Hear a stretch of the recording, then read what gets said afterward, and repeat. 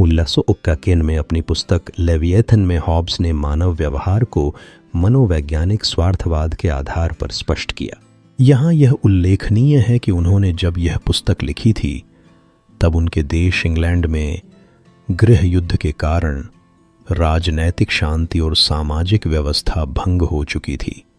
फलतः उनके विचारों पर इंग्लैंड डिड्ढ की तत्कालीन संघर्षपूर्ण राजनैतिक परिस्थितियों का बहुत प्रभाव पड़ा है। वह समय इंग्लैंड के लिए टुमल्चुअस था। गृह युद्ध के चलते राजनैतिक शांति और सामाजिक व्यवस्था एकदम भंग हो चुकी थी। संभवतः इंग्लैंड की तत्कालीन राजनैतिक अशांति एवं सामाजिक अव्यवस्था ने ही हॉब्स को मनोवैज्ञानिक स्वार्थवाद का दृढ़तापूर्वक समर्थन करने और केवल उसी को मनुष्य के समस्त कर्मों का मूल आधार मानने के लिए प्रेरित किया।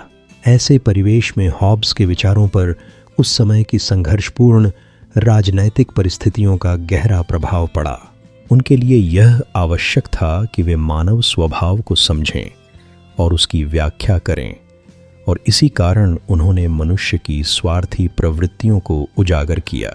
अपने इसी सिद्धांत के आधार पर मनुष्य के स्वभाव की व्याख्या करते हुए वे कहते हैं कि वास्तव में प्रत्येक व्यक्ति मूलतः पूर्ण रूपेण स्वार्थी होता है और वह तब तक दूसरों के हित की कोई चिंता नहीं करता जब तक ऐसा करने से स्वयं उसे लाभ न हो।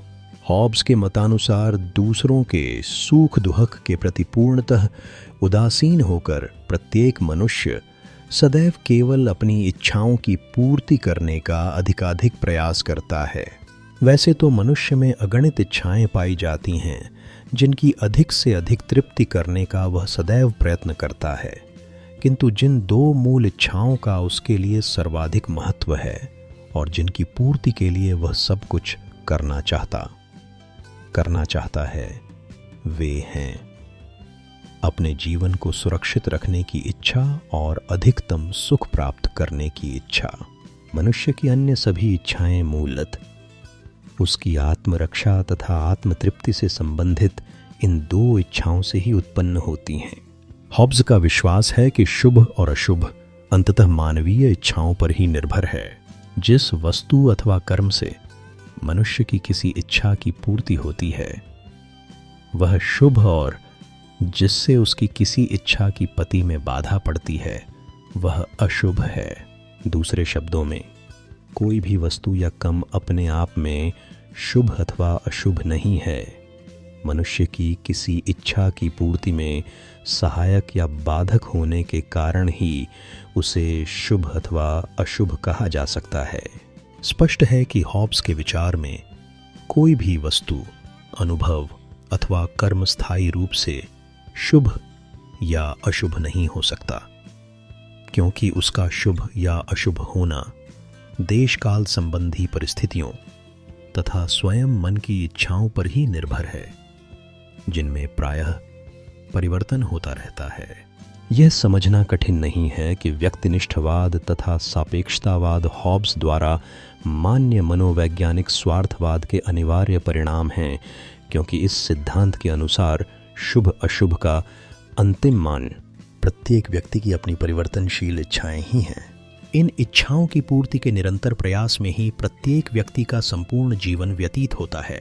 वह भौतिक वस्तुओं की भांति स्नेह, परोपकार, सहानुभूति, मित्रता, नम्रता आदि गुणों को भी केवल इसीलिए महत्व देता है कि ये उसकी अपनी इच्छाओं की तृप्ति में सहायक होते हैं।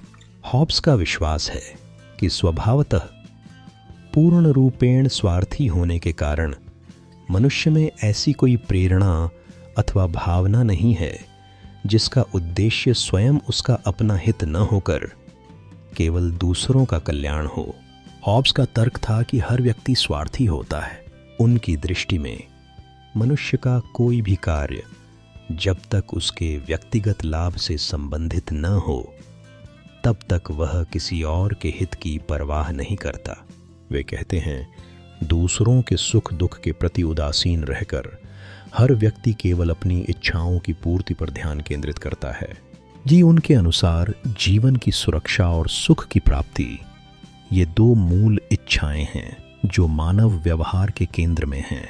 हॉब्स के विचारों ने यह स्पष्ट किया कि अच्छाई और बुराई केवल मानव इच्छाओं पर निर्भर करती हैं।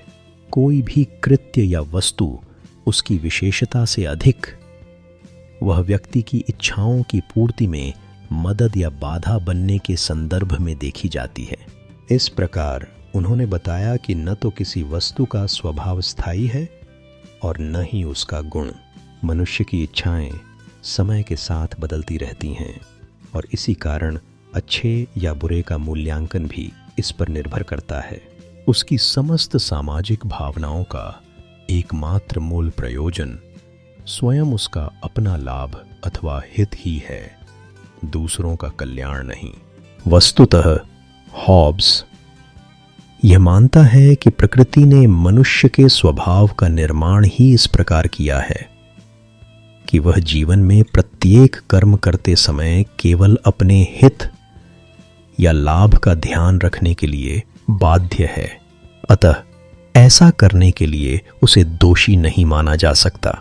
मानव स्वभाव की स्वार्थ संबंधी इस प्राकृतिक बाध्यता को एक उपमा द्वारा स्पष्ट करते हुए वे कहते हैं कि जिस प्रकार एक पत्थर ऊपर आकाश में नहीं उड़ सकता और अंततः धरती पर गिरने के लिए बाध्य होता है, उसी प्रकार प्रत्येक व्यक्ति अपने जीवन में प्रतिक्षण केवल अपने लाभ या हित का ध्यान रखने के लिए बाध्य है, अर्थात वह इसके अतिरिक्त और कुछ नहीं कर सकता।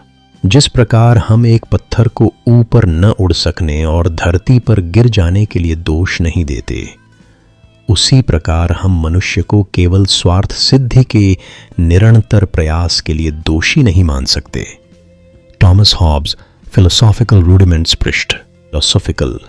स्पष्ट है कि हॉब्स मनोवैज्ञानिक स्वार्थवाद को ही मनुष्य के समस्त कर्मों का एकमात्र मूल आधार मानते हैं। इस दृष्टिकोण से हॉब्स का व्यक्तिनिष्ठवाद और सापेक्षतावाद स्वाभाविक परिणाम हैं। हर व्यक्ति अपनी इच्छाओं की पूर्ति को प्राथमिकता देता है